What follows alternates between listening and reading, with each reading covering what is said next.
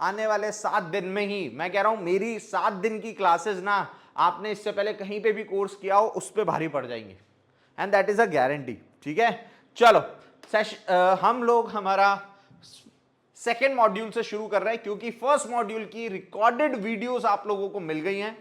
I hope आप लोगों ने वो वीडियोस देख ली होंगी, है ना। और जिन लोगों ने नहीं देखी है, इट इज रिक्वेस्टेड कि आप उन वीडियोस को कल तक फिनिश कर लो देख के, क्योंकि वो वीडियो ज्यादा लंबी नहीं है, 20 हार्डली 20 या 30 मिनट की कुछ वीडियोस है, 4 से 5 वीडियोस है गाइस, उनको देख के खत्म करो। ठीक है, चलो हमारा जो सेकंड मॉड्यूल है जहां से ये क्लासेस स्टार्ट हो रही है, that is technical analysis, chart नीति।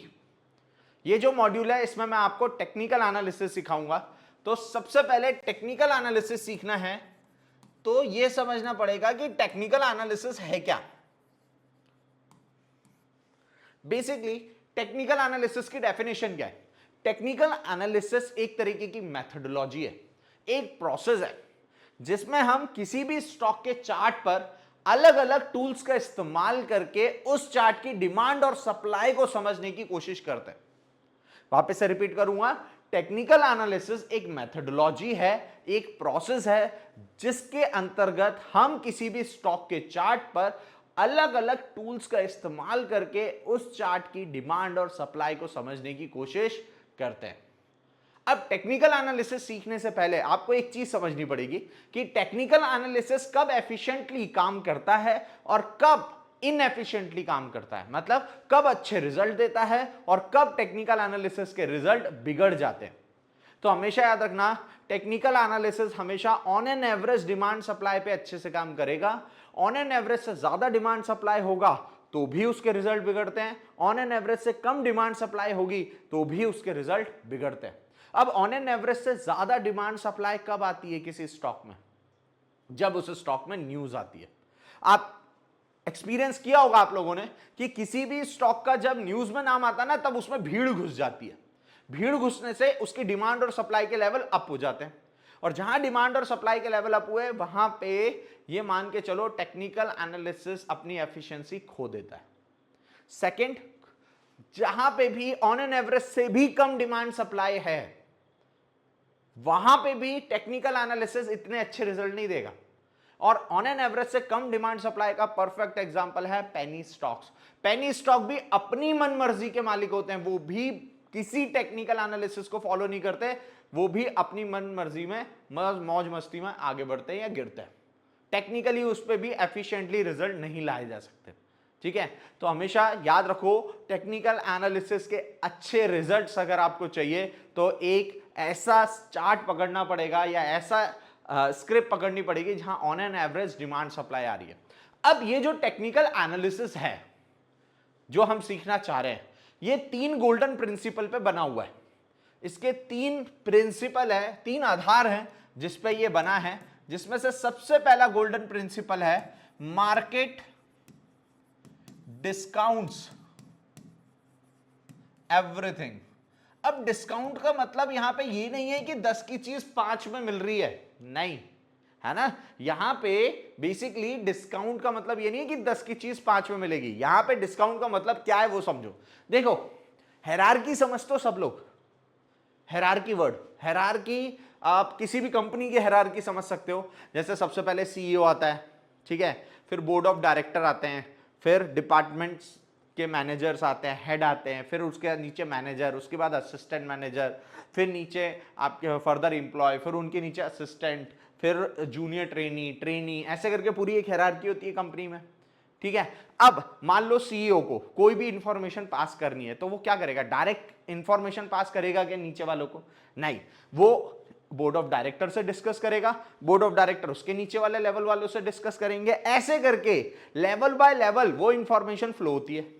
अब जो स्टॉक मार्केट में कोई भी इंफॉर्मेशन फ्लो होती है वो स्टॉक मार्केट की हायरार्की के थ्रू ही होती है। और आप और मैं, हम लोग आते हैं रिटेलर की कैटेगरी में, वी आर रिटेलर्स। और ये मान के चलो, बीइंग अ रिटेलर, हम इस हायरार्की में सबसे निचले स्तर पे बैठे हैं, और हमारे पास कोई भी न्यूज का जो सोर्स होता है वो एक कॉमन सोर्स होता है। जैसे न्यूज़पेपर सभी पढ़ते हैं, टेलीग्राम सभी ने ज्वाइन कर रखा है, इंस्टाग्राम सभी चलाते हैं, न्यूज़ चैनल सभी देखते हैं। अब आप खुद समझो, आपने एक कहावत सुनी होगी कि 95% people loses their money into stock market, 95% लोग पैसा गवाते हैं। अब आप खुद ही सोचो, अगर मेरे पास कोई न्यूज़ आई है तो उसका फायदा मैं कब उठा पाऊंगा, जब वो चीज मुझे पता है और बाकी सब लोगों को नहीं पता है। But generally as a retailer हमारे पास कोई न्यूज आती है वो तो पूरी दुनिया तक पहुंच चुकी होती है। तो आपको क्या लगता है, क्या पूरी दुनिया का एक साथ कभी पैसा बनेगा? नहीं बनेगा। तो बीइंग अ टेक्निकल एनालिस्ट, हम टेक्निकल एनालिसिस सीखेंगे तो हमें बोला जाता है technical analyst. Being a technical analyst आपको हमेशा एक बात याद रखनी है कि अगर आप तक कोई न्यूज आ गई है, इसका मतलब ये न्यूज हर व्यक्ति तक पहुंच चुकी है और इस न्यूज का आपको ये मान के चलना है जो भी इंपैक्ट आना चाहिए वो ऑलरेडी चार्ट पर आ चुका है। सिंपल सा प्रोसेस है। कोई भी न्यूज आती है आपको ये एक्सेप्ट करना है कि मुझे इस न्यूज का फायदा नहीं उठाना है टेक्निकली, मैं इस न्यूज को ये मानूंगा कि इस न्यूज का जो भी इंपैक्ट आना चाहिए था चार्ट पर वो ऑलरेडी आ चुका है। और एक बेसिक सी बात बताओ, प्रोबेबिलिटी और साइकोलॉजिकली सिंपल सी बात है, हर महीने 20 से 22 ट्रेडिंग सेशन होते हैं, साल भर के एवरेज 200 से 250, चलो 200 पकड़ लो। 200 ट्रेडिंग सेशन में या साल भर में आप मेरे को बता सकते हैं किसी भी कंपनी का न्यूज में कितनी बार नाम उछलता होगा? किसी भी कंपनी का न्यूज में साल भर में कितनी बार नाम सुनते होगे आप? मैं कह रहा हूं ज्यादा से ज्यादा 7 से 8 बार, 4 बार क्वार्टरली रिजल्ट और 3-4 बार एक्स्ट्रा मान लो। अब 200 दिन मार्केट चलता है साल भर में, 200 दिन में से मैं कह रहा हूं 8 बार न्यूज आई, चलो उसका इंपैक्ट 50 दिन पड़ गया। कितने दिन पड़ गया? 50 दिन। समझना इस बात को ध्यान से, मैं साइकोलॉजिकली क्या बात कर रहा हूं। अब बीइंग अ ट्रेडर हम लोग उन 50 दिन पे ध्यान देते हैं जब कोई स्टॉक न्यूज पे आ जाता है। अपार्ट फ्रॉम दिस हमें ध्यान उस 150 दिन पे देना चाहिए। क्यों? क्योंकि जब वो 50 दिन पे हम ध्यान दे रहे हैं तब तो दुनिया उस स्टॉक में घुस चुकी है और उसकी डिमांड सप्लाई के लेवल बढ़ चुके हैं, जहां जो हमें यह बताता है यहां पे टेक्निकल एनालिसिस इतना एफिशिएंटली अब काम नहीं कर पाएगा।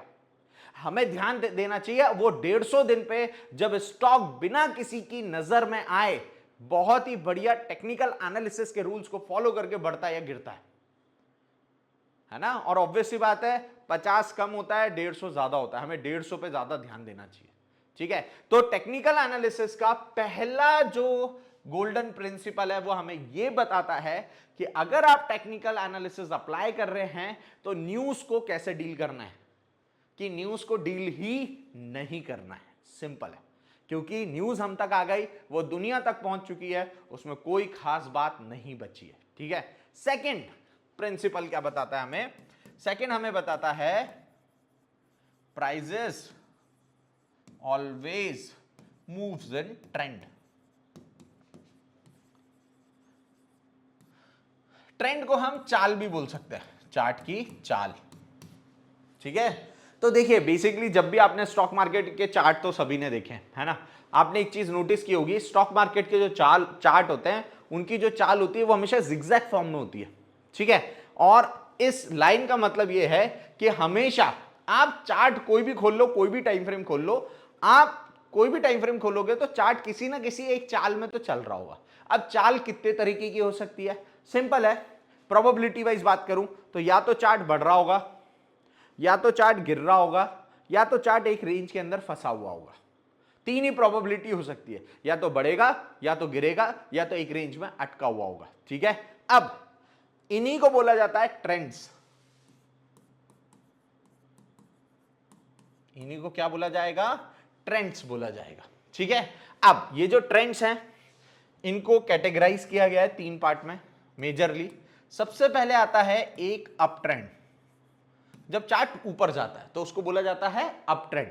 ठीक है, कोई भी चार्ट अप ट्रेंड में कब कहलाता है? ऐसा दिखाई देगा अप ट्रेंड। सबसे पहले चार्ट कहां जा रहा रहेगा? ऊपर जाता हुआ दिखाई देगा। ठीक है, अच्छा अब एक चीज और समझ लो ट्रेंड को आगे कंटिन्यू करने से पहले, है ना। देखो आप लोगों ने मॉड्यूल 1 की वीडियोस देखी होंगी, उसमें मैंने वॉल्यूम के रिगार्डिंग एक बात समझाई है। कोई भी वॉल्यूम जब भी जनरेट होता है तो उसमें बायर और सेलर का दोनों का इक्वल कंट्रीब्यूशन होता है। अब मान लो प्राइस ऊपर जा रही है ना, प्राइस कहां जा रही है, ऊपर जा रही है। अब प्राइस अगर ऊपर जा रही है तो हम क्या बोलते हैं कि यार स्टॉक में बाइंग आ गई, क्या बोलेंगे, स्टॉक में बाइंग आ चुकी है। बट लॉजिकली अगर मैं देखूं, फैक्ट वाइज अगर देखूं, तो अगर बाइंग हो रही है तो उसके अगेंस्ट में इक्विवेलेंट सेलिंग भी तो हो रही होगी। भाई बिना बायर के कोई सेलर सेल कर सकता है क्या, या बिना सेलर के कोई बायर बाय कर सकता है क्या, नहीं कर सकता। तो अगर प्राइस ऊपर जा रही है तो बाइंग हो रही है, तो सेलिंग भी तो हो रही है। तो हम ऐसा क्यों बोलते हैं कि बाइंग आ रही है, इसके पीछे लॉजिक है। लॉजिक किस चीज का है वो समझो, एग्जांपल के थ्रू समझाता हूं। मैं बायर हूं, आप सेलर हो, ठीक है। अब बीइंग अ बायर, मेरे को अगर माल खरीदना है तो मेरे को आपके पास जाना पड़ेगा, आपको कोट करना पड़ेगा, राइट। तो आपने बोला कि भाई मैं तो शेयर 100 रुपए में बेचूंगा, मैंने कहा दे दो। आपने कहा नहीं 101 में बेचूंगा, मैंने कहा दे दो। आपने कहा नहीं 102 में बेचूंगा, मैंने कहा वो भी दे दो, चलेगा। आपने कहा नहीं 103, मैंने कहा दे दो। आपने कहा नहीं 104, मैंने कहा वो भी दे दो। आपने कहा नहीं 105, मैंने कहा चलो वो भी दे दो। अब ये जो कम्युनिकेशन है, ये जो एग्जांपल बताया मैंने, इसमें आपको क्या लगता है, बायर ज्यादा पावरफुल है या सेलर ज्यादा पावरफुल है? बायर। क्यों? बायर इतना कॉन्फिडेंट है प्राइस को लेके कि वो प्राइस देख ही नहीं रहा, उसको पता है कि जो भाव है वो और ऊपर जाएगा, इसीलिए वो सेलर से हर भाव पे खरीदने को तैयार है। आया बात समझ में? तो हमेशा याद रखना, जब भी हम ये बोलते हैं ना बायर्स की बाइंग हो रही है, बायर आ गए हैं, इसका मतलब ये होता है कि देखो ये पूरा खेल जो है ना, ये ताकत का खेल है। और ताकत किस चीज की? पैसे की ताकत। पूरा गेम पैसों की ताकत का है।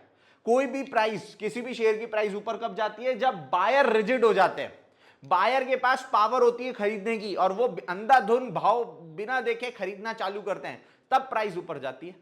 बट एक बात है पैसे की, कि ये कभी भी किसी भी एक साइड परमानेंट नहीं रहता। एक समय ऐसा आएगा जब बायर की पावर खत्म होगी और ये पावर लेंगे सेलर, और प्राइस कहां आना चालू हो जाएगी? नीचे।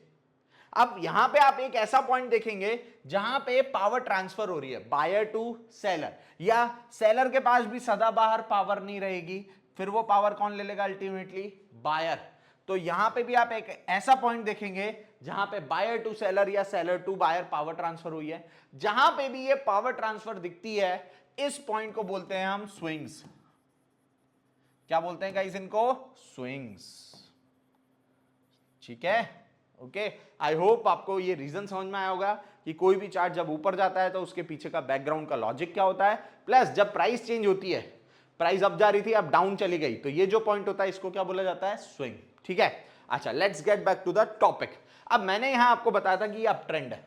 अब यहां पे आप देखेंगे यहां पे स्विंग बन रहे हैं, राइट। ये जो पॉइंट है ये हायर स्विंग है, और ये जो पॉइंट है ये लोअर स्विंग कहलाते हैं। अब यहां जो स्ट्रक्चर दिख रहा है ना, इसकी एक डेफिनेशन है। डेफिनेशन क्या है? कोई भी चार्ट अप ट्रेंड में तब कहलाता है जब उसमें हायर हाइज और हायर लोस की सीक्वेंस देखने को मिलती है। ये जो स्ट्रक्चर है ये ऐसा देखने को मिलेगा, और जब तक ये स्ट्रक्चर ऐसा चलता रहेगा, जब जब एक हाई से अगला हाई ऊपर लगेगा और एक लो से अगला लो ऊपर लगता रहेगा, तब तक हम बोलेंगे कि मेरा चार्ट अप ट्रेंड में। इसके बाद सेकंड जो ट्रेंड है दैट इज डाउन ट्रेंड, इसका जस्ट अपोजिट, वो भी जिगजैग फॉर्म में ही बनेगा। मार्केट की चाल ही जिगजैग फॉर्म में आती है। अब ये जो स्विंग्स है ये हायर स्विंग्स हो जाएंगे, और ये जो है ये लोअर स्विंग्स हो जाएंगे। ठीक है, तो डाउन ट्रेंड की जो डेफिनेशन बनती है वो क्या बनती है? लोअर हाइज और लोअर लोज। बिल्कुल बेसिक से चीजें क्लियर कर रहा हूं गाइस, है ना? ठीक है, तो ये हो जाता है डाउन ट्रेंड। अब वही चीज मैंने जो बताई थी स्टार्टिंग में, या तो चार्ट बढ़ रहा होगा या तो चार्ट गिर रहा होगा, या तो एक रेंज के अंदर अटका हुआ होगा, और उसी को बोला जाता है साइडवेज या कंसोलिडेशन। अब साइडवेज मार्केट कैसा होगा? जब आपका मार्केट एक रेंज के अंदर अटक गया। ठीक है, अब ये जो ऊपर वाले स्विंग्स हैं ये सब हाई स्विंग्स हैं। आपको दिख रहा होगा power transfer buyer to seller, seller to buyer. ये जो स्विंग्स हैं नीचे वाले ये लो स्विंग्स है, लोअर स्विंग्स है। ठीक है, तो अब साइडवेज की जो डेफिनेशन बनती है ऑफिशियली वो क्या बनती है? सिमिलर हाइज और सिमिलर लोज, मतलब एक जैसे हाइज और एक जैसे ही लोज। अब एक चीज समझ लो, यहां पे एक थ्योरी इंट्रोड्यूस करते हैं हम, क्योंकि जो कि पूरे कोर्स में काम आने वाली है, वो है 19-20-21 की थ्योरी। 19-20-21 की थ्योरी क्या होती है? आपने सुना होगा यार, कहते हैं ना 19-20 का ही फर्क है, मतलब बहुत छोटा सा डिफरेंस है। ऐसे ही टेक्निकल एनालिसिस में हम 19-20-21 की थ्योरी पढ़ रहे हैं। बेसिकली 19-20-21 की थ्योरी हमें क्या बताती है? जो चीज हम बोर्ड पे पढ़ेंगे डिट्टो सेम टू सेम चीज चार्ट पे मिलेगी क्या? नहीं, थोड़ा बहुत तो अंतर देखने को मिलेगा ही मिलेगा। 19-20-21 का फर्क हो सकता है। अब जैसे ये है भाई, साइडवेज में मैं बोल रहा हूं सिमिलर हाई, सिमिलर मतलब एक जैसे हाई, बट बिल्कुल डिट्टो एक जैसे मिलेंगे क्या? नहीं, हो सकता है ये वाला हाई 120 रुपए का हो, ये वाला 120.10 पैसे का हो, ये 190.80 पैसे का हो, बट मैं इन सभी को सिमिलर हाइज ही कंसीडर करूंगा। और आपका और मेरा थोड़ा बहुत सेम हो जाएगा आने वाले 60 दिन, क्योंकि सबका कहते हैं ना कि 19-20 जो है वो सबका अलग हो सकता है। भाई कहते हैं ना थोड़ा बहुत ही फर्क है, बट सबका थोड़ा और बहुत में भी फर्क हो सकता है। बट आपका और मेरा जो थोड़ा बहुत है वो अगले 60 दिनों में सेम लेवल पे आ जाएगा। ठीक है, तो ये तो हो गए बेसिकली 3 ट्रेंड जो कि यूट्यूब, बुक्स और हर जगह हर इंसान पढ़ ही लेता है। बट एक्चुअल में ट्रेंड होते हैं 4, ना कि 3। 4 तरीके के ट्रेंड होते हैं। एक होता है अप ट्रेंड, एक होता है डाउन ट्रेंड, एक होता है साइडवेज, और सबसे खतरनाक होता है रैंडम ट्रेंड। और रैंडम ट्रेंड बेसिकली ये बोलता है कि चार्ट पे फ्लो ही डिसाइड नहीं है कि फ्लो किस साइड जाएगा। जैसे ये आपको चार्ट दिख रहा होगा, यहां पे ये जो हाई है इससे अगला जो हाई लग रहा है वो लग रहा है नीचे, बट जो लो पॉइंट है, लोअर स्विंग है, वो लग रहे हैं ऊपर। अब अगर आप यहां ध्यान देंगे तो ना इसमें अप ट्रेंड की प्रॉपर्टी मैच होगी, ना डाउन ट्रेंड की, ना साइडवेज की, क्योंकि अप ट्रेंड में हायर हाई होते हैं तो हायर लोज होते हैं, यहां सिर्फ हायर लोज हैं। डाउन ट्रेंड में लोअर हाइज होते हैं, लोअर लोज होते हैं, यहां सिर्फ लोअर हाइज है। साइडवेज तो है ही नहीं, क्योंकि ना सिमिलर हाई ना सिमिलर लो है। तो बेसिकली ट्रेंड होते हैं 4 तरीके के, या तो चार्ट ऊपर जा रहा होगा, या तो चार्ट नीचे जा रहा होता है, या तो एक रेंज के अंदर अटका हुआ आता है, या फिर कुछ भी नहीं कर रहा होता है। और ये सबसे खतरनाक है। सबसे ज्यादा जो ट्रेडर हैं जो लॉसेस करते हैं वो इस ट्रेंड को पकड़ने में करते हैं, है ना। चलो अब ये जो हमने ट्रेंड सीखे हैं इसको एक बार चार्ट पे मार्क भी कर लेते हैं, ताकि थोड़ा हमारा पॉइंट ऑफ व्यू जो है चार्ट को लेके क्लियर हो जाए। कोई भी डाउट आएगा, Q&A सेक्शन है, Q&A सेक्शन पे आप हाथों हाथ टाइप कर सकते हैं, कोई भी डाउट होगा। चलो चार्टिंग के लिए हम ट्रेडिंग व्यू ही यूज करेंगे guys.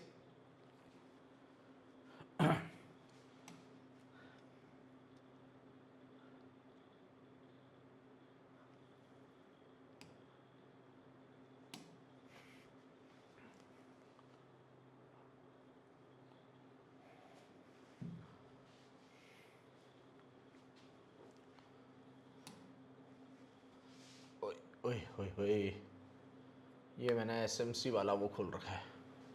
Okay wait a second guys, open layout,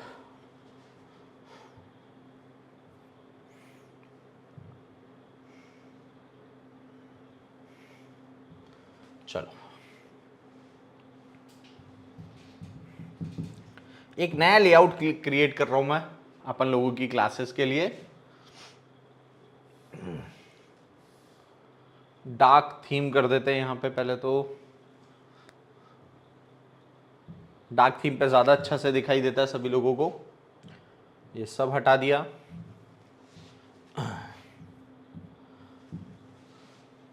Nifty के चार्ट पे चलते हैं, सभी लोगों का फेवरेट चार्ट होता है क्योंकि ये डेली टाइम फ्रेम पे जाएंगे।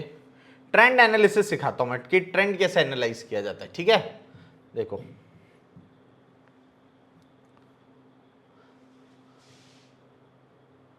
ओके, मुझे ये बताओ, सबको चार्ट दिख ही रहा होगा, मुझे ये बताओ कि ये आप लोगों को कौन सा ट्रेंड दिख रहा है, लिख के बताओ Q&A सेक्शन में फटाफट। ये कौन सा ट्रेंड दिख रहा है गाइस, फटाफट लिख के बता दो। चार्ट अगर मैं यहां से यहां तक का देखूंगा तो ये कौन सा ट्रेंड दिख रहा है आप लोगों को, फटाफट लिख के बताओ। वंश ने बताया, यस वंश, आराध्या बहुत बढ़िया, संजय बहुत बढ़िया यार, बहुत बढ़िया, विनाश, सब लोगों को ये डाउन ट्रेंड दिख रहा है। यश, नरेश, वैभव, मयंक, गोपीनाथ,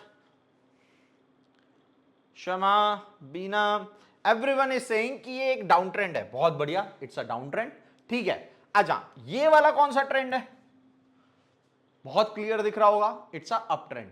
ये एक डाउन ट्रेंड है और ये अप ट्रेंड है। अच्छा देखो क्या होता है, अभी आप लोगों ने कैसे इसको जज किया, बहुत सिंपल सा प्रोसेस किया आपने कि यार आपको प्राइस नीचे जाती हुई दिख रही है तो आपके लिए ये हो जाएगा क्या, डाउन ट्रेंड।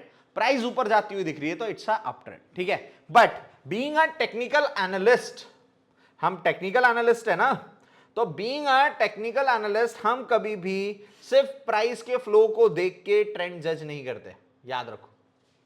हम पूरा का पूरा टेक्निकल पॉइंट्स को फॉलो करके ट्रेंड जज करेंगे गाइस, और वो कैसे करेंगे वो समझो। देखो हम यहां से ट्रेंड एनालिसिस करने वाले हैं पूरा वहां तक, ठीक है। अब मैं क्या कर रहा हूं भाई, अभी हमने चार्ट तो पढ़ा नहीं है, आज हमारी फर्स्ट क्लास है ना, हमें कैंडल स्टिक आता है ना कुछ आता है, बस हम ये देख पा रहे हैं कि चार्ट पे कुछ जिगजैग बने हुए हैं। तो मैं क्या करता हूं, जैसे जैसे चार्ट ने मूवमेंट किया है उसके ऊपर एक ओवरले की लाइन बना रहा हूं, ताकि हम जो हम सीखना चाह रहे हैं वो सीख पाए। देखो यहां से प्राइस नीचे आई थी, फिर ऊपर गई, फिर नीचे आई, फिर ऊपर गई, फिर नीचे आई, फिर ऊपर गई, फिर नीचे, फिर ऊपर, फिर नीचे, फिर ऊपर, फिर नीचे, फिर ऊपर और फिर नीचे। बिल्कुल एग्जैक्टली मैंने चार्ट के ऊपर लाइन वैसी ही ड्रॉ करी जैसे चार्ट ने मोमेंटम दिया या मूवमेंट दिया है। अब यहां से आप एक चीज समझना चालू करो, इससे पहले चार्ट ऐसा था, ठीक है। इस पॉइंट से अगर मेरे को ट्रेंड एनालाइज करना है तो मैं क्या करूंगा, ये मैंने पकड़ा हाई, कि ये हाई पॉइंट है, ये पॉइंट है हाई पॉइंट है। अब इससे अगला हाई कहां लगा, नीचे की साइड, इससे ये वाला हाई कहां लग रहा है, नीचे की साइड। तो लोअर जो हाई लगते हैं ये कौन से ट्रेंड की निशानी है, ये है डाउन ट्रेंड की निशानी। बट मेरे लिए कोई भी ट्रेंड तब तक कंफर्म नहीं होगा जब तक इसकी पूरी की पूरी एक सीक्वेंस कंप्लीट नहीं हो जाती है। सीक्वेंस कब कंप्लीट होगी, एक लोअर हाई मिल गया तो अगली चीज है मेरे को लोअर लो मिलना। जब लोअर हाई के साथ लोअर लो भी मिल जाएगा तब मैं बोलूंगा हाँ ये चार्ट डाउन ट्रेंड में है, तब तक मैं इसको डाउन ट्रेंड डिक्लेयर नहीं करूंगा। अब यहां पे आप देखेंगे इससे पहले जो स्विंग था वो ये था लो का, इसके बाद अगला लो लगा ऊपर। तो आप अगर यहां पे ध्यान दे पाए तो यहां पे ये जो फॉर्मेशन है, ये जो फॉर्मेशन है ये है रैंडम ट्रेंड का फॉर्मेशन। देखो ध्यान से, हाई तो नीचे लग रहे हैं बट लो कहां लग रहे हैं, ऊपर की साइड लग रहे हैं। इट्स अ रैंडम ट्रेंड ऊपर। फिर उसके बाद एक अगला जो हाई है वो भी नीचे लग गया और अगला जो लो है वो भी नीचे लग गया। मतलब इस हाई और लो से मुझे कंफर्म हो गया कि मेरा जो चार्ट है वो डाउन ट्रेंड में चल रहा है। उसके बाद जब तक मेरे को जो हाई और लो है वो नीचे मिलते रहेंगे तब तक मेरे को पता है कि ये ट्रेंड क्या है, डाउन ट्रेंड है। अब यहां से ये वाला हाई मार्जिनली नीचे है बट हां है नीचे, यहां से ये वाला लो मार्जिनली नीचे है बट जी हां बिल्कुल नीचे है। तो अभी भी लोअर हाई लोअर लो, इससे ये वाला हाई भी नीचे है, ये वाला लो भी नीचे है, मतलब बढ़िया डाउन ट्रेंड देखने को मिल रहा है। ये वाला हाई फिर से नीचे लगा, ये वाला लो फिर से नीचे लगा। अच्छा अब मुझे एक चीज तो पता चल गई कि अगर चार्ट डाउन ट्रेंड में है तो उसके लो ब्रेक होना बहुत जरूरी है, क्योंकि डाउन ट्रेंड में लोअर लो मिलना बहुत जरूरी है और एक लो ब्रेक होगा तभी तो अगला लो नीचे लगेगा। ठीक है, तो मुझे एक चीज समझ में आती है, डाउन ट्रेंड में लो जब ब्रेक होते हैं तो वो ट्रेंड कंटिन्यूटी को शो करते हैं। तो यहां पे आप देखेंगे ये लो लगा, ये हाई लगा, फिर यहां पे एक हाई लग गया और फिर यहां पे लो लगा। अब इस पॉइंट पे अगर इसको डाउन ट्रेंड कंटिन्यू करना था तो ये क्या करता, इस लो के नीचे जाता अगला लो लगाने। बट इसने क्या किया, इसने बीच रास्ते में लो क्रिएट करके ऊपर जाना स्टार्ट कर दिया और इससे पहले का जो इसका हाई है उसको इसने ब्रेक कर दिया। अब जैसे ही इसने हाई ब्रेक किया उस पॉइंट पे मेरे पास क्या क्या डेटा पॉइंट अवेलेबल थे, मुझे समझ में आ गया इस लो से ये वाला लो कहां लग चुका है, ऊपर। अभी तक ऐसा कुछ भी नहीं हो रहा था, बट इस पॉइंट पे इस वाले लो से ये वाला लो लग गया है ऊपर। इसका मतलब ये है, ये मेरे लिए सबसे पहला सिग्नल है कि बॉस ट्रेंड चेंज हो सकता है। इट्स अ साइन कि यहां पे सीक्वेंस टूटती हुई नजर आ रही है और एक नई सीक्वेंस दिख रही है। बट अभी सिर्फ मुझे हायर लो मिला है। क्या हायर लो मिलने से ट्रेंड कंटिन्यू कंफर्म होगा क्या? नहीं, मुझे एक हायर हाई भी जरूर देखना पड़ेगा। अब हायर हाई के लिए मुझे नेक्स्ट हाई लगने का इंतजार नहीं करना पड़ेगा, क्योंकि मुझे पता है पिछला हाई यहां पे है। जैसे ही चार्ट इस हाई के ऊपर गया, एक बात तय हो जाएगी कि अब जो भी हाई लगेगा वो इससे ऊपर ही लगेगा। तो मेरे लिए ये पॉइंट जो है, ये ट्रेंड चेंज कंफर्मेशन पॉइंट होगा। और इसके बाद का अगर आप चार्ट देखोगे तो बिल्कुल अप ट्रेंड के अकॉर्डिंग ही चला है। आप देखें जितने भी हाई हैं वो पिछले वाले हाई से ऊपर लगते हुए जा रहे हैं, ये देखो। और जितने भी लो हैं वो भी पिछले लो से ऊपर की साइड ही लग रहे हैं। मतलब ये जो सीक्वेंस बन रही है ये बिल्कुल क्लियर सीक्वेंस है अप ट्रेंड की। अभी मेरे हिसाब से अब जाके चार्ट और अच्छे से समझ में आ रहा होगा। यहां पे रैंडम ट्रेंड था, फिर आया डाउन ट्रेंड। डाउन ट्रेंड के बाद इस पॉइंट पे जब लोअर हाई और हायर लो बना था, ये भी एक रैंडम ट्रेंड था। तो अभी जो थोड़ी देर पहले आपको प्योरली डाउन ट्रेंड और अप ट्रेंड दिख रहा था, ऐसा नहीं है। रैंडम था यहां पे, फिर डाउन ट्रेंड आया, फिर रैंडम आया और फिर अल्टीमेटली अप ट्रेंड आया। ये जो है, ये पूरा ट्रेंड जो है, ये है डाउन ट्रेंड। और ये वाला जो ट्रेंड हमने पकड़ा, ये हमने पकड़ा अप ट्रेंड। ये ठीक है। आई होप आप लोगों को ये जो ट्रेंड एनालिसिस मैंने किया ये समझ में आया होगा। इतना टफ नहीं है गाइस ये, है ना? ठीक है, चलो एक फोटो ले लेता हूं, ग्रुप में पोस्ट कर दूंगा ताकि नोट्स पर्पस पे आपके पास हो। ये ठीक है। अच्छा, ये तो हमने up trend down trend random देख लिया। एक यहां पे साइडवेज भी देख लेते हैं। ये रहा, चलो मिल ही गया लगे हाथ। यहां पे आप देखेंगे आपका जो मार्केट वो एक रेंज में अटका हुआ है, सी, और सिमिलर हाई है। डिट्टो एक जैसे हाई नहीं है, बट सिमिलर हाई दिखाई देंगे। ये एक ही रेंज में सारे हाई लगे हैं, एक ही रेंज में सारे लो लग रहे हैं। सिमिलर हाई और similar low. It's a perfect example for sideways market या कंसोलिडेशन का एग्जांपल। ठीक है, आई होप आप लोगों को ट्रेंड को लेके थोड़ी से जो कॉन्सेप्ट्स हैं ये क्लियर हुए होंगे। एंड एक चीज समझ लो, ट्रेंड्स जो है ना वो one of the most important part है पूरा एनालिसिस का। अगर आपको बहाव ही नहीं समझ में आएगा, चार्ट का फ्लो ही नहीं समझ में आएगा, तो आप सही स्ट्रैटेजी, सही डिसीजन ले ही नहीं पाओगे। Trend is one of the most important factor पूरे टेक्निकल एनालिसिस में। इंसान मात्र सिर्फ और सिर्फ ट्रेंड पहचानने में खा रहा है आज की तारीख में। अगर आप वैसे देखें, पुराने चार्ट पे सबसे आसान है ट्रेंड को मार्क करना, और करंट चार्ट पे सबसे टफेस्ट टास्क होता है ट्रेंड को आइडेंटिफाई करना। अगर आपने करंट मार्केट प्राइस यानी जहां करंट चार्ट चल रहा है वहां पे अगर आपने ट्रेंड को आइडेंटिफाई कर लिया तो समझो 80% प्रॉब्लम सॉल्व हो गई आपकी, है ना? बट करंट मार्केट प्राइस के आसपास का जो ट्रेंड होता है उसको आइडेंटिफाई करने में यहां से हमें लगेंगे कम से कम 30 दिन और, क्योंकि that is one of the toughest task. I am repeating it one again and again. चलो, हमने ट्रेंड भी समझ लिए। ट्रेंड समझने के बाद अब तीसरा गोल्डन प्रिंसिपल चलते हैं। हमने दो तो पढ़ लिए, कौन कौन से पढ़े गाइस? मार्केट डिस्काउंट एवरीथिंग, जिससे हमने ये सीखा कि यार न्यूज का फायदा नहीं उठाना है, क्योंकि न्यूज तब काम आती है जब वो मुझे पता हो और दुनिया को ना पता हो। ऐसी तो न्यूज हमारे पास आती नहीं है, हमारे पास तो वो न्यूज आती है जो पूरी दुनिया में बढ़ चुकी होती है, तो उसका फायदा उठाने में, दिमाग लगाने में कोई है ही नहीं, सेंस ही नहीं। फिर prices always moves in trend, जो मार्केट की चाल है उसको चार भाग में डिवाइड किया, चार तरीके कैटेगरी में बाइफरकेट किया है, डिफरेंशिएट किया है, up trend, down trend, sideways, और एक एक्स्ट्रा पढ़ा है मैंने रैंडम, जो कि सबसे खतरनाक होता है। ठीक है, अब तीसरा जो गोल्डन प्रिंसिपल है वो है हिस्ट्री रिपीट्स इटसेल्फ। इतिहास अपने आप को दोहराता है। एक चीज समझो गाइस, क्या है, मैंने अभी स्टार्टिंग में आप लोगों को एक डेफिनेशन बताई थी टेक्निकल एनालिसिस की, क्या कि टेक्निकल एनालिसिस एक तरीके का क्या है, प्रोसेस है जिसमें हम चार्ट पर अलग अलग टूल का इस्तेमाल करते हैं। टूल, ट्रेंड लाइन बनाने का वो जो टूल, हॉरिजॉन्टल लाइन बनाने का टूल, जोन बनाने का टूल, फिबोनाची एक टूल है, इंडिकेटर भी कहीं ना कहीं एक टूल है ना। तो ये जितने भी टूल होते हैं ना, ये एक हमेशा प्री स्पेसिफाइड कंडीशन में ही इस्तेमाल होने के लिए बनते हैं। जैसे हैमर, हैमर भी एक टूल है जिसका इस्तेमाल करना डिफाइंड है। गाड़ी का जैक, उसका भी इस्तेमाल होना डिफाइंड है।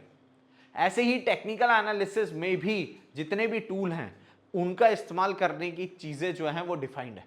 और आप सोचो, हम 200 सालों से वही टूल आज भी इस्तेमाल कर पा रहे हैं, क्योंकि मार्केट की जो चाल है वो कह सकते हैं रिपीट होती है। एग्जाम्पल के तौर पे बताऊं, अगर बिटकॉइन को ऊपर जाना है ना, तो वह हायर हाई हायर लो का ही फॉर्मेशन बना के जाएगा।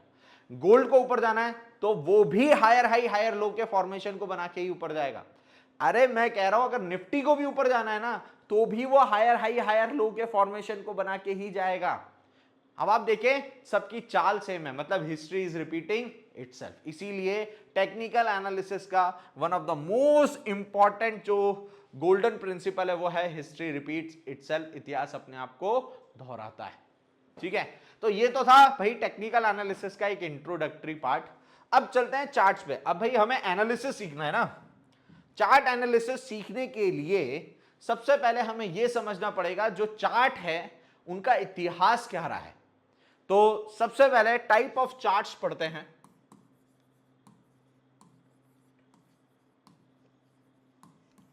जिसमें सबसे पहले जो चार्ट आया था वो था लाइन चार्ट। सबसे पहला जो चार्ट आया था वो कौन सा चार्ट आया था? लाइन चार्ट आया था।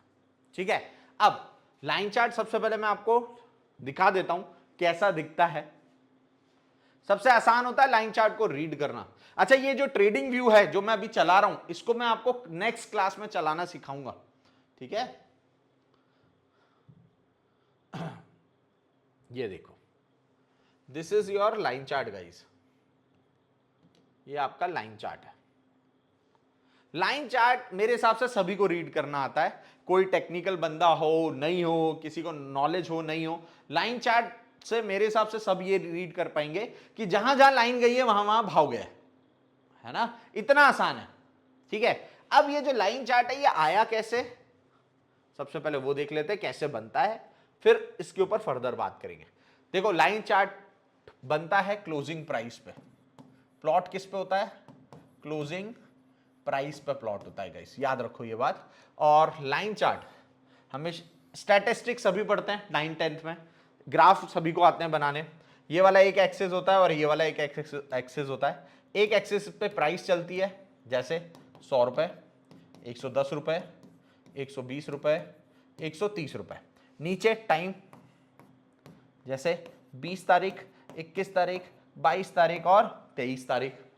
अब मान लेते हैं कोई शेयर है जो 20 तारीख को 100 रुपए पे बंद होता है, 21 तारीख को 120 रुपए पे बंद होता है, 22 तारीख को 110 पे बंद होता है और 23 तारीख को 130 पे बंद होता है। तो मेरे हिसाब से ये जो लाइन चार्ट है वो इस तरीके से बनेगा। सही बनाया मैंने ये लाइन चार्ट? ऐसे ही बनेगा। ठीक है भाई, लाइन चार्ट इतना आसान है, बट फिर भी आपने आज तक किसी भी ट्रेडर को लाइन चार्ट पे दिमाग लगाते हुए देखा है क्या? नहीं। क्यों ऐसा? इतना आसान चार्ट है बट फिर भी कोई ट्रेडर इस पे दिमाग नहीं लगा रहा। बिकॉज इस चार्ट का ड्रॉबैक है। और वो ड्रॉबैक क्या है? एक एग्जांपल समझो, अगर मैं आपको ये सामने ये चार्ट दे दूं और बोलो 22 तारीख को मेरे को ये देख के बताओ कि ये जो स्टॉक है ये कितने पे ओपन हुआ था, क्या बता पाओगे? नहीं बता पाओगे, क्योंकि ओपन का तो डेटा ही नहीं है। चलो ये बता दो हाई क्या गया था, चलो हाई छोड़ो, लो बता दो। क्या तीनों में से कोई भी डेटा यहां पे प्लॉट हो रहा है क्या? नहीं हो रहा। और यही इसका एक ड्रॉबैक है कि ये सिर्फ और सिर्फ क्लोजिंग प्राइस को प्लॉट करता है। इस चार्ट को देख के मैं कभी जज नहीं कर पाऊंगा कि शेयर खुला कहां था, क्या उसने हाई लगाया, क्या उसने लो लगाया। मैं सिर्फ ये जज कर पाऊंगा कि शेयर बंद कहां हुआ। और यही इसका क्या है? ड्रॉबैक। और इस ड्रॉबैक को ओवरकम किया बार चार्ट ने। फिर नेक्स्ट जो टेक्निकल एनालिसिस में एवोल्यूशन आया वो आया बार चार्ट को लेके। है ना। अब कोई भी एक जो बार होती है उसका स्टैंडर्ड स्ट्रक्चर ऐसा दिखाई देता है। इस स्ट्रक्चर में ये जो पॉइंट होता है ये होता है हाई, ये जो पॉइंट होता है ये होता है लो, ये जो डैश लगे हुए हैं ना इनको बोला जाता है विंग्स। ठीक है, क्या बोला जाता है इनको? विंग्स। चलो मैं दिखा देता हूं एक बार चार्ट पे कि ये दिखेगा कैसे, फिर इसके पीछे का भी लॉजिक पे डिस्कस करते हैं। यहां से मैं गया और मैंने इसको बार में कन्वर्ट कर दिया। See these are the bars, ये बार चार्ट है, आपको दिख रही होंगी, कुछ बार ग्रीन है कुछ बार रेड है। ठीक है, अच्छा अब एक रैंडम अपन नंबर ले लेते हैं, डेटा मान लेते हैं कोई शेयर है जो 100 रुपए पे ओपन हुआ है, हाई उसका 160 है, लो उसका 60 है और क्लोज वो 80 पे हुआ है। अगर भाई लाइन चार्ट का ड्रॉबैक क्या था कि उसमें पूरा डेटा नहीं है। भाई देखो चार्ट पे सिर्फ 5 ही एलिमेंट है जिस पे एनालिसिस किया जाता है, ओपन, हाई, लो, क्लोज, वॉल्यूम। इसके अलावा छठी चीज है ही नहीं चार्ट पे। कोई भी चार्ट उठा के देख लो, वॉल्यूम अलग से लग जाता है, बचे के कौन से? ओपन, हाई, लो, क्लोज। और इन चारों में से लाइन चार्ट पे सिर्फ एक ही चीज थी, तो बार चार्ट ने उसको ओवरकम किया और यहां पे चारों तरीके का डेटा प्लॉट होता है। और कैसे होता है वही मैं समझा रहा हूं। देखो भाई ओपन का हुआ 100 पे ना, तो इस डेटा के अकॉर्डिंग अगर मेरे को बार ड्रॉ करनी है तो वो कैसी होगी समझो। मैंने एक पॉइंट ले लिया, मैंने बोला ये 100 है, मतलब ये क्या हो जाएगा? ओपन। चलो ओपन प्लॉट हो गया। अगला प्लॉट करना है 160। अब 160 100 के ऊपर होना चाहिए कि नीचे? ऊपर होना चाहिए। मैंने 60 पॉइंट का एक अंदाजन डिफरेंस लेके इसको बोल दिया कि ये हाई पॉइंट है। ठीक है, उसके बाद अगला प्लॉट करना है लो। लो है 60, तो वो 100 के नीचे प्लॉट होना चाहिए और 100 से उसकी दूरी 40 पॉइंट है और इसकी दूरी 60, तो 60 और 40 का जो डिफरेंस है वो दिखना भी वैसे ही चाहिए रेशियो वाइज। तो मैंने यहां पे इसको बोल दिया कि ये है 60, ये हो जाएगा लो, और इन दोनों के सेंटर पॉइंट को कर दिया 80 जो कि हो जाएगा क्लोज। ये लो चारों डेटा प्लॉट हो गए। अब इन डेटा प्लॉटिंग के बाद अगर मुझे इसको बार में कन्वर्ट करना है तो मुझे इन सबको क्या कर देना है? आपस में कनेक्ट। अब आप ये वाली बार देखें और ये वाली बार देखें, इसमें से हमें हाई मिल चुका है, लो मिल चुका है, अब बचा क्या? ओपन और क्लोज। हमेशा याद रखना ये जो विंग्स है ये कैसे लगते हैं? हमेशा ओपन वाला जो विंग है वो हमेशा लेफ्ट हैंड साइड पे लगेगा और क्लोज वाला जो विंग है वो हमेशा राइट हैंड साइड पे लगेगा गाइस। ठीक है, तो ओपन कितने पे हुआ था? 100 पे, तो लेफ्ट में एक विंग लगा दिया। क्लोज कितने पे हुआ था? 80 पे, तो राइट में एक विंग लगा दिया। ये बन गई बार। अब इसका कलर कैसे डिसाइड होगा? भाई कलर बहुत सिंपल है डिसाइड करना। ये डिसाइड होता है कि कोई भी चीज खुल कहां रही है और बंद कहां होती है। अगर कोई चीज 100 रुपए पे बंद है, खुल रही है सॉरी, और बंद 105 पे हो रही है, तो बढ़ के बंद हो रही है ना, तो कलर अलॉट होगा ग्रीन। अगर वही चीज 100 रुपए पे खुल के 90 पे बंद हो रही है तो कलर अलॉट होना चाहिए रेड, क्योंकि घटके बंद हो रहा है, कमजोर बंद हो रहा है, कमजोर क्लोजिंग है। यहां पे अगर मैं देखूं तो ओपन हुआ था 100 पे और क्लोजिंग हुई है 80 पे, तो कमजोर क्लोजिंग है। इसका मतलब ये जो बार है इसका जो कलर जाएगा वो जाएगा रेड। कैसा कलर जाएगा? रेड। ठीक है, तो ये है बार डायग्राम जो कि लाइन चार्ट के सारे ड्रॉबैक्स को ओवरकम कर लेता है। ठीक है, बट फिर भी आप किसी भी ट्रेडर को बार चार्ट पर भी ज्यादा दिमाग लगाते हुए देखते हो क्या? नहीं। ऐसा क्यों? इसके पीछे रीजन है कि क्यों हम बार चार्ट का यूज नहीं करते। बेसिकली देखो ये जो बार चार्ट है ना, ये कब आए थे? डिजिटलाइजेशन से भी पहले, जब हमारे चार्टिंग सॉफ्टवेयर भी नहीं थे, जब कंप्यूटर भी नहीं थे ना, उससे पहले बार चार्ट आ गए थे। आई डोंट नो आप में से कितने लोगों को पता है या नहीं पता, बट मैं बता देता हूं। जब हमारे पास कंप्यूटर नहीं थे, जब लैपटॉप्स नहीं हुआ करते थे, तो इससे पहले जो चार्टिंग होती थी, चार्ट जो पुराने ट्रेडर बनाते थे वो हाथ से बनाते थे। मैं दिखाता हूं आप लोगों को।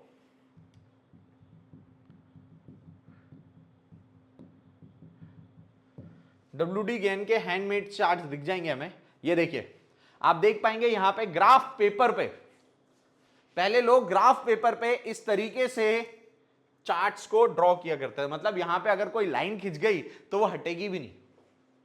पहले ऐसा हुआ करता था। फिर समय के साथ डिजिटलाइजेशन आया, कंप्यूटर्स आए, चार्टिंग सॉफ्टवेयर आए, और जब चार्टिंग सॉफ्टवेयर आए ना, तब बार चार्ट में इशू आना चालू हुए। और वो इशू क्या है मैं बताता हूं। जैसे यहां पे मैंने ये बार चार्ट खोल रखा है, अब मुझे थोड़ा सा चार्ट बड़े लेवल पे देखना है, मतलब जूम आउट करके देखना है। चलो मैं जूम आउट करता हूं, मैं जूम आउट करता हूं, मुझे और चार्ट जूम आउट करना, और बड़ा चार्ट देखना है, मैं थोड़ा सा और जूम आउट करता हूं, और मैं क्या पाता हूं, मुझे क्या मिलता है कि यार वो जो बार है ना उसके विंग्स गायब हो गए, उसके विंग्स क्या हो जा रहे हैं, गायब हो जा रहे हैं। अब फिर वही बात होगी, 4 में से 2 डेटा तो इसमें भी गायब हो गए। भाई लाइन चार्ट में क्या ड्रॉबैक था कि वहां एक ही तरीके का डेटा आ रहा है, फिर उसका ओवरकम किया बार चार्ट में, सब बढ़िया चल रहा था। बट जैसे ही डिजिटलाइजेशन आया और हम किसी भी बार चार्ट को जूम आउट करते हैं तो उसके विंग्स गायब हो रहे हैं, मतलब भाई 2 तरीके का डेटा फिर से गायब हो गया। इस प्रॉब्लम का सॉल्यूशन हमें मिला कैंडल स्टिक से। अल्टीमेटली कैंडल स्टिक पे आते हैं हम, ठीक है। तो ये जर्नी है कैंडल स्टिक तक की, कि हम कैंडल स्टिक को क्यों इतनी इंपॉर्टेंस देते हैं, पता होना चाहिए। तीसरा जो टाइप है वो है कैंडल स्टिक्स। किसी भी कैंडल स्टिक का एक बेसिक जो स्ट्रक्चर है गाइस वो ऐसा दिखाई देगा। ये जो हिस्सा है इसको बोलते हैं बॉडी, इसको हम बोलते हैं अपर शैडो या विग भी बोलते हैं आजकल कुछ लोग इसको, या ये जो है हिस्सा इसको बोलेंगे लोअर शैडो या लोअर विग। कोई भी कैंडल में ये जो पॉइंट होता है ये होता है हाईएस्ट पॉइंट, हाई, ये होता है लोएस्ट पॉइंट। ये जो पॉइंट होता है जो बॉडी बनती है उसका ये एज होता है, ये या तो ओपन होता है या तो क्लोज होता है, ये या तो ओपन होगा या तो क्लोज होगा। अब ये ओपन और क्लोज का क्या लॉजिक है भाई, सिंपल सी बात है, कैंडल अगर ग्रीन रहेगी तो नीचे ओपन होगा, नीचे ओपन होगा, ऊपर क्लोज होगा। अगर रेड कैंडल जाएगी तो ऊपर ओपन होगा, नीचे क्लोज होगा। ठीक है, अब इसको और क्लैरिटी देते हैं कैसे। अभी हमने एक बार बनाया ना, बार कैसे बनाया, उसका ओपन लिया था 100, हाई लिया था 160, लो लिया था 60 और क्लोज लिया था 80, और हमने जो बार बनाई थी वो ये बनाई थी। देखो सेम ऐसा ही है, एग्जैक्टली मैच कर रहा है। अच्छा, बार चार्ट में इशू क्या आया, बार चार्ट में कोई इशू नहीं था, सिर्फ और सिर्फ 2 डेटा गायब होने का इशू है, विंग्स के साथ इशू है, बाकी उसमें हर तरीके का डेटा है जो एक ट्रेडर को चाहिए एनालिसिस के लिए। दिक्कत आई विंग्स को पे, तो इन्होंने क्या किया, विंग्स की जगह बॉडी बना दी, बस इसके अलावा और कोई फर्क नहीं है। विंग्स को हटाया और विंग्स को कनेक्ट करते हुए क्या बना दी, एक बॉडी। और ये बार जो है वो अब कैंडल में कन्वर्ट हो गई। ये जो पॉइंट है ये हाई है, ये जो पॉइंट है ये लो है, ये जो पॉइंट है ये ओपन था और ये क्लोज है। ओपन से क्लोज कहां है, नीचे। इसका मतलब इस कैंडल का कलर क्या जाएगा, रेड। बस इतना सा फर्क है, और इस फर्क को मैं और अच्छे से आपको क्लियर कर देता हूं चार्ट पे ले जाके। देखना, आप जिस बार पे आपका दिमाग लगाना हो आप उस बार पे दिमाग लगा ले। ये रही, ठीक है। मैं इस बार को कैंडल में कन्वर्ट किया, देखो ध्यान से देखो हो क्या रहा है, जो विंग्स है ना सिर्फ विंग्स की जगह क्या बन रही है, बॉडी, इसके अलावा और कोई फर्क नहीं है ना। सो अल्टीमेटली हमें जिस चार्ट पे मेहनत करनी है हम उस पे आ गए, कैंडल स्टिक। अच्छा, इंसान तो इसके बाद भी नहीं रुका, इसके बाद भी बहुत तरीके के अलग अलग चार्ट है, हाइकेनाशी है, पॉइंट एंड फिगर चार्ट है, रैंको चार्ट है, मार्केट के फुटप्रिंट चार्ट है, इम्बैलेंस चार्ट है। बट मुझे as per my experience I think candlestick enough होती है चार्ट को रीड करने के लिए, ठीक है। सो हम भी इसी टाइप ऑफ चार्ट पे दिमाग लगाने वाले हैं हमारे इस पूरे कोर्स में। आई होप आप लोगों को आज का सेशन समझ में आया हो। मैंने बिल्कुल बेसिक से स्टार्ट किया है क्योंकि इस बैच में एक्सपीरियंस लोग और फ्रेशर लोग भी हैं, एंड आई वांट कि हम ये जो लर्निंग की जर्नी है इसमें कोई भी गड्ढा ना छोड़े, है ना। आपको हर एक चीज का जवाब देना आना चाहिए लोगों को। कोई आपसे पूछ ले कि यार ये लाइन चार्ट क्यों नहीं इस्तेमाल करते, नाउ यू नो। कोई आपसे पूछ ले बार चार्ट पे क्यों नहीं दिमाग लगाते, now you know the reason, है ना। एंड व्हाट आई वांट कि मेरे स्टूडेंट के पास नॉलेज होनी चाहिए, ठीक है। चलो, आज के सेशन के रिगार्डिंग अगर कोई डाउट है तो please you guys can ask into Q&A section. But एक चीज याद रखना, मैं एक चीज बताना भूल गया, मैं सिर्फ और सिर्फ टॉपिक रिलेटेड डाउट ही सॉल्व करूंगा, कुछ भी इधर उधर के डाउट, ऑफ टॉपिक डाउट हम नहीं कवर करेंगे, क्योंकि ये ऑनलाइन क्लास है। I have to make doubt session very effective, और उसको इफेक्टिव बनाने के लिए मैं सिर्फ और सिर्फ जो टॉपिक जो मैं पढ़ा रहा हूं उससे रिलेटेड ही डाउट सॉल्व करूंगा। ये कोई नहीं पूछेगा सर डीमेट कहां खुलाना है, कितने फंड से ट्रेडिंग होगी, कब ट्रेडिंग होगी, ऑप्शन कब पढ़ाएंगे। ये सारी जानकारी आप एजुकेशन काउंसलर से ले सकते हो जिसके थ्रू आपने एडमिशन कराया। उसके लिए I am not the right person. ठीक है, धीरे धीरे ये जितने भी सवाल हैं इन सबके सवालों के जवाब आपको कोर्स में मिल जाएंगे। कब ट्रेडिंग होगी, कितने फंड से लाइव ट्रेडिंग करेंगे, ये सारे सवाल धीरे धीरे कवर होंगे। ठीक है, चलो आज के सेशन के रिगार्डिंग अगर कोई डाउट है तो देखते हैं लोगों का।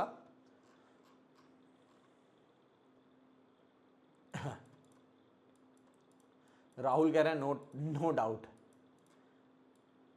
चेंज पॉइंट को कैसे जज करेंगे, ट्रेंड में पूछ रहे हैं। जहां पे भी सीक्वेंस चेंज होती है वो आपका ये मान के चलो कि वो जजमेंट दे देता है। जैसे यहां देखो, मैं ओवरऑल एक मोटा मोटा सा हिसाब बता देता हूं। देखो यहां पे आप देखेंगे डाउन ट्रेंड चल रहा है, ठीक है, ये ऐसा समझ लो, ये आया, ये फॉल, ये आया, ये अब इससे ये वाला हाई, इससे ये वाला लो, ये जो हाई है ये ऑलमोस्ट बराबर लग गया बट लो नीचे लग रहा है, गड़बड़ हो गई ना। तो यहां पे समझ जाओ कि ट्रेंड चेंज हो सकता है। जब भी कुछ भी सीक्वेंस में कुछ भी अंतर आता है तो वो एक पहला सिग्नल होता है, बट कंफर्मेशन कब मिलेगा, जब पूरी सीक्वेंस कंप्लीट होगी। इसके बाद अगला जो हाई लगा वो ऊपर लगा, अगला लो भी ऊपर लगा। तो जब ये हाई और लो ऊपर लग गए इस रेंज में, ये वाला, तब जाके मुझे समझ में आया कि ट्रेंड क्या हो चुका है, चेंज हो चुका है ना। एक और एग्जांपल बताता हूं, यहां देखो सेम, ये वाला और अच्छे से समझ में आएगा।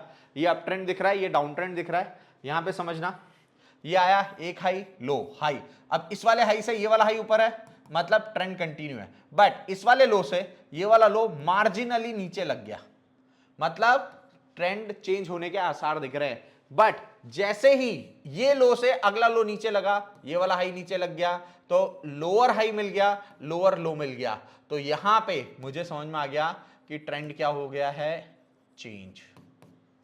याद रखो, डाउन ट्रेंड में लो ब्रेक होना बहुत जरूरी है, अप ट्रेंड में हाई ब्रेक होना बहुत जरूरी है। यहीं से पता चलता है कि ट्रेंड चेंज हो रहा है या ट्रेंड कंटिन्यू होगा। ठीक है,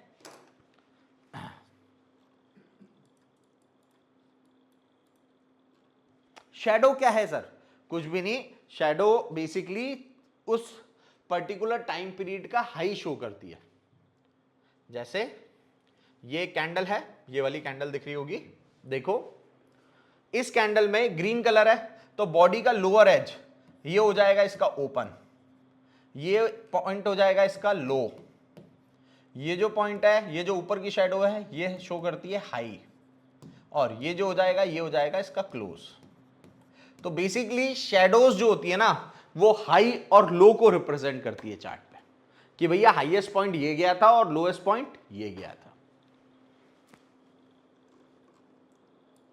रैंडम ट्रेंड क्या है? रैंडम ट्रेंड वो ट्रेंड है जब वो बाकी किसी भी ट्रेंड को फॉलो नहीं करता है, that is a random trend. मतलब अगर कोई चार्ट अप ट्रेंड, ना डाउन ट्रेंड, ना साइडवेज, इन तीनों ट्रेंड में से किसी का भी फुटप्रिंट नहीं दिखा रहा, स्ट्रक्चर नहीं दिखा रहा, इसका मतलब वो रैंडम ट्रेंड में है। जहां पे क्लियर का ट्रेंड नहीं दिख रहा, that is known as random trend, है ना। कि चार्ट कहते हैं ना कुछ भी चल रहा है, ना अप ट्रेंड फॉलो कर रहा है, ना डाउन ट्रेंड, ना साइडवेज, कुछ भी चल रहा है, भलता चल रहा है, वो होता है रैंडम ट्रेंड, और वो सबसे खतरनाक होता है। सारे ट्रेडर सबसे ज्यादा पैसा वहीं लूज करते हैं। Okay, I think there are no more questions, we are done with the Q&A sections. I hope guys आप लोगों को सेशन समझ में आया होगा। रेड कैंडल कोई भी ले लो, ये कैंडल है, इसका ये हाई पॉइंट हो जाएगा, ये लो पॉइंट हो जाएगा, ये बॉडी ओपन हो जाएगा और ये क्लोज हो जाएगा। रेड कैंडल है तो, है ना। रेड में ओपन ऊपर होता है, क्लोज नीचे होता है, तभी तो कलर रेड दिया है उसको। ठीक है ना। चलो that's it guys, thank you so much for first session. I hope आप लोगों को मजा आया होगा आज के सेशन में। कल हम ट्रेडिंग व्यू को चलाना सीखेंगे और कल के सेशन में हम सपोर्ट और रेजिस्टेंस कितने तरीके से बनते हैं और कुछ तरीके से हम कल से उनको बनाना चालू करेंगे, है ना। थैंक यू सो मच, कल मिलते हैं नए टॉपिक के साथ।